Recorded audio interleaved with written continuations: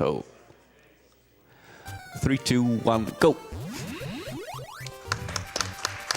Yeah, so this rocket, you pretty much just have to book it straight to the right and not hit anything. He's good. Oh, we got it. Good. Nice. All right, good. Good. All right, smooth sailing now. Yeah. Level 8 already? Yeah, level 8. Wow. So there are 10 levels in this game, and the rocket takes you straight to 8. This is where... Yeah. What? Maybe I shouldn't have used your controller before.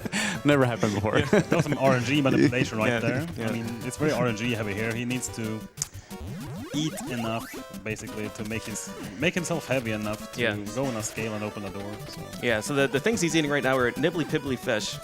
And there are 4 different colors of nibbly-pibblies in this stage. Ordinarily, the black nibbly-pibblies do not exist. But there's red, blue, yellow, and black.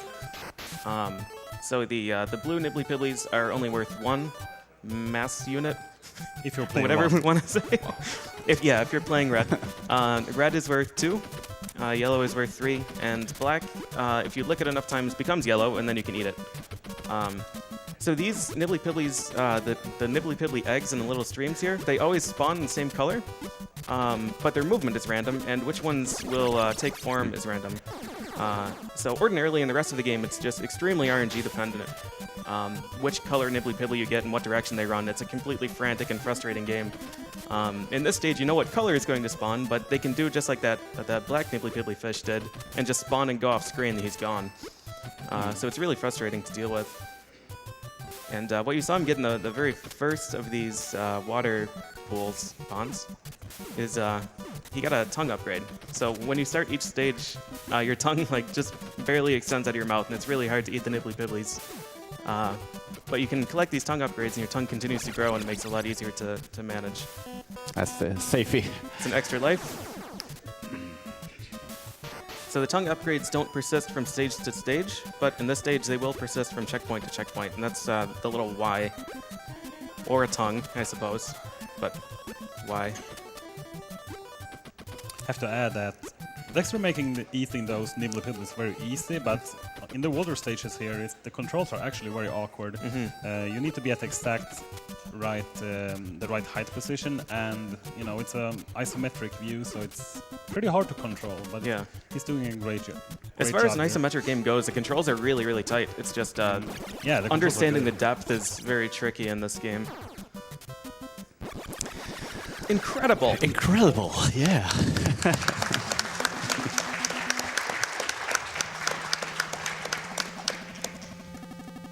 All right, so that was the easy stage out of the way. Now we have stage 9. So we have isometric, slopes, and ice physics, which is just tremendous. Great combination. It's everything we love in the NES games. Yeah, of course. I wonder which stage is yours favorite, by the way. Mine? No, yours. Is it 9 or 10? Oh, Jorf's. Yeah. Yes.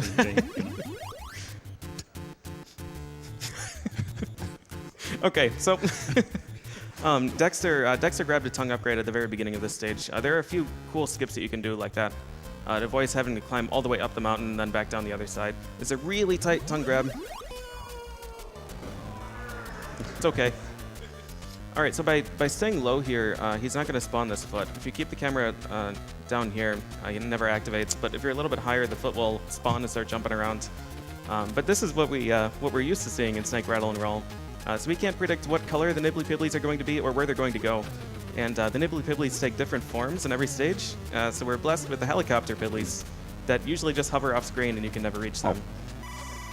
Nice. So this is the snake, Rattle. His goal is to eat as much as he possibly can and gain as much weight as he can, so he can crush the scale at the end and open up the door. And you know when you have enough mass because the final segment of your tail will start blinking? Wow.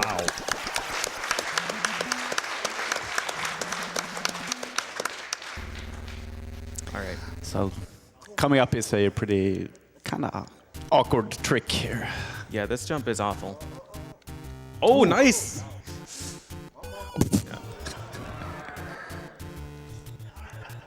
Okay, nice. So that's really tricky because this game is very generous with its fall damage.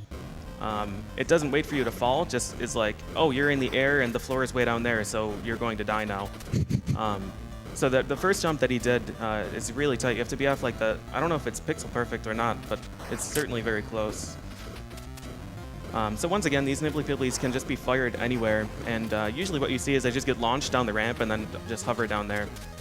So if the luck gets bad enough, he'll just jump up on the slope and scroll him off screen somewhere can spawn. I think only 3 can be active at a time. And in addition to the color being random, whether or not the Nibbly Pibblies are real is also random. So sometimes they just come out and turn into a bomb and explode. So it is a very random game. Also, this foot, I don't remember if you can actually kill this one or not, but if he steps on you, you lose a substantial number of your tail segments. I don't remember if it's all of them or just a few. We're going to find out. That was really bad. Because you lose all your Nibbly Pibblies that you ate, so... Yeah, it was unfortunate. There is a safe grid here that he's standing on, this 2x2 block of tiles. The foot will never stomp you. But when you don't get very good luck with the Nibbly Pibblies and you have to go out foraging for them, that's when you get into trouble.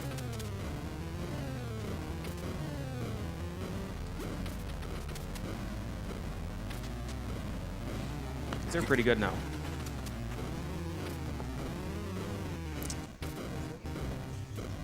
You guys have time for one donation? Yeah, go. Yep.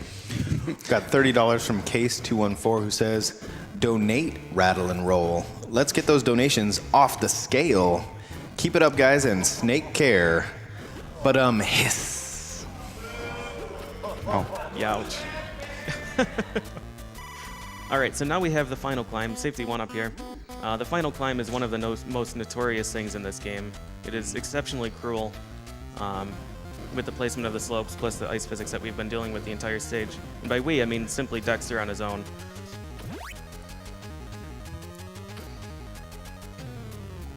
Nice. This particular corner is very tight.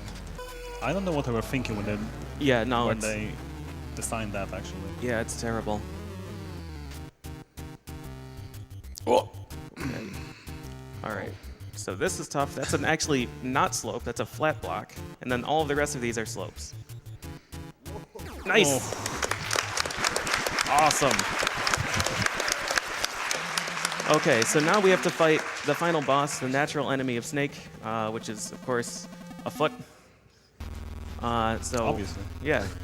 You just got to lick the foot until it explodes. The tricky thing with this boss is that his health regenerates, so you have to make sure that you continuously stay on him and keep hitting him. Don't give him a chance to regenerate his health. That was a really great fight. Yeah. And time's going to be when he enters the ship here. And... time. Hi.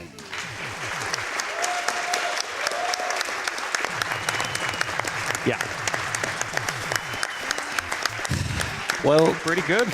yeah, I mean, it looks kind of casual, but it's very RNG dependent Yes. on the Nibbly Pibblies and all that, so... Yeah. It's a But- super, super hard game. It's very fun to play, but very hard. Yeah. So, but yeah, I'm satisfied with that, and I'm glad I got to play it on AGDQ because it's one of my childhood games that